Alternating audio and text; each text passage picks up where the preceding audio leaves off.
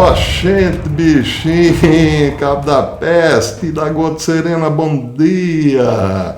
Estamos de volta nessa terça-feira, 13 de setembro de 2024. Sejam todos bem-vindos.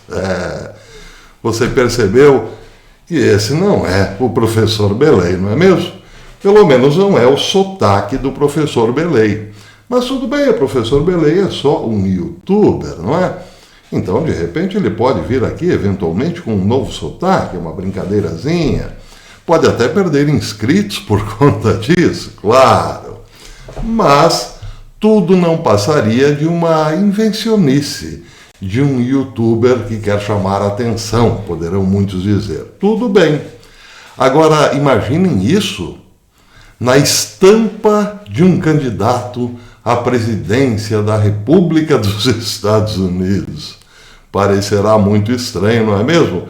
Imaginem se um candidato a presidente, lá na terra do tio Sam, aparecer com um sotaque diferente em cada estado ou cada cidade que ele visita em campanha.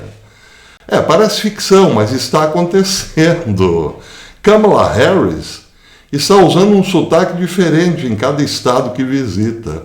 E isso, acreditem, está pegando muito mal, mas muito mal mesmo. Além de ser muito cômico, claro.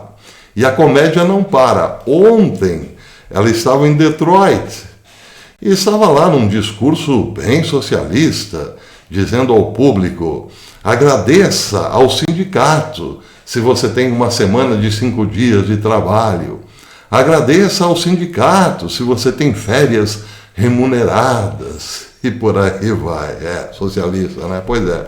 O problema é que ela estava falando tudo isso com outra voz, com outro sotaque. E o que ficou realmente muito cômico é que o sotaque lembrava este personagem, o Foghorn Leghorn, o galo da turma do Pernalonga, que aqui no Brasil, se não me engano, é frangolino, é nomeado frangolino. Pois é, de repente Kamala Harris aparece com a voz do frangolino, o Foghorn Leghorn.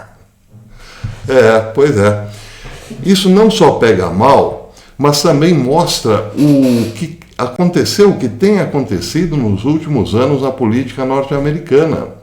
Certos candidatos que surgem da noite para o dia sem nenhum histórico na política são simples atores. Pois é, ontem eu lembrava uma frase do professor Olavo de Carvalho, que se referia a Barack Hussein Obama como um ator, como um boneco, por assim dizer. Pois é, Kamala Harris parece e mantém a tradição. O velho Biden, coitado, totalmente incapaz, está lá numa praia em Delaware. E Kamala Harris está imitando o frangolino por aí. E o público bate palma, porque, como dizia o professor Olavo, a política virou pão e circo. Mas se ficasse só nisso, no pão e circo, tudo bem, beleza. Um espetáculo a mais, outro a menos, não faz diferença. O problema é que esses atores representam um poder, o poder das sombras, que quer controlar mentes e corações, até mesmo pensamentos, mundo afora, estabelecendo na prática o governo mundial, que até poucos dias atrás muitos diziam teoria da conspiração. Acontece que hoje está muito difícil negar que o governo mundial está aí, sim, em plena atividade. Ele chegando sem anúncio, claro, mas está em operação. Querem um exemplo? A própria Kamala Harris, que é um ator dos globalistas, está pedindo mais censura. Ela não acredita que as pessoas têm condições, por elas mesmas, de escolherem entre o certo e o errado, ou discernirem entre o que é verdadeiro e falso. Então ela pede que o governo controle as redes sociais, porque você, pacato cidadão, não sabe discernir, não sabe o que é o certo e o que é o errado. Então é preciso mais governo para controlar o que você vê e o que você pensa. Características, claro, de um governo mundial. Quem está falando sobre isso é Léo Roman, que fez uma comparação entre essa disputa que está havendo entre Elon Musk e a Suprema Corte do Brasil com outras disputas, como na Europa. Ele disse na sua coluna de hoje que o que acontece no Brasil não é um caso isolado. Ele diz o seguinte, literalmente: a União Europeia também está reprimindo a liberdade de expressão com o seu Online Service Act e temos nossos próprios odiadores da liberdade de expressão aqui nos Estados Unidos. Na verdade, um deles, diz Léo, é a candidata à presidência Kamala Harris. Harris manifestou-se no fim de semana e admitiu abertamente que quer ver o mesmo tipo de censura patrocinada pelo Estado e implementada nos Estados Unidos, como o que vemos tomando forma no Brasil, diz Léo Roman. O governo acredita que Harris deve ter controle total sobre o que você e eu temos permissão para postar na internet, bem como mais controle sobre o que temos permissão para ver e ouvir. Ela não confia que você, pacato cidadão, tenha capacidade para discernir o certo e o errado ou saber o que é verdade. Portanto, o governo precisa controlar o que você lê e o que você ouve. Claro. Depois, então, ele mostra um vídeo onde ela fala abertamente sobre isso. Ela, diz Léo, está nos dizendo que as plataformas de mídia social, que são onde a maioria das pessoas obtém notícias hoje em dia, estão falando diretamente com milhões de pessoas sem qualquer nível de supervisão ou regulamentação. E isso tem que parar. Isso significa, na visão dela, que todas as vozes devem ser peneiradas por um filtro. A questão óbvia é a seguinte: quem deve permitir que seja o filtro oficial de notícias e informações? Quem deve ter permissão para ser o supervisor dessa história? Acho que Kamala é bem clara sobre isso. É o governo. E isso é o mais anti-americano e anticonstitucional que se pode imaginar. Mas, lembra Léo Roman, não é só Kamala Harris que pensa assim. Esse é o ponto de vista majoritário entre as autoproclamadas elites globalistas em todo o mundo. E aí ele cita um exemplo. Prestem atenção nesse exemplo, porque você pode entender melhor o que está acontecendo nessa disputa entre Elon Musk e... Preste atenção.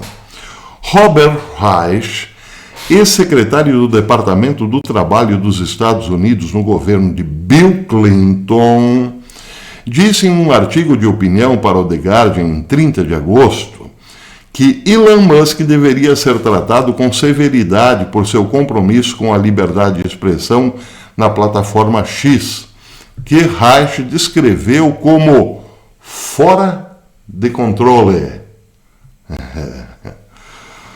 A palavra controle diz muito aqui nesse caso. Reich listou 6 coisas que podem ser feitas para controlá-lo.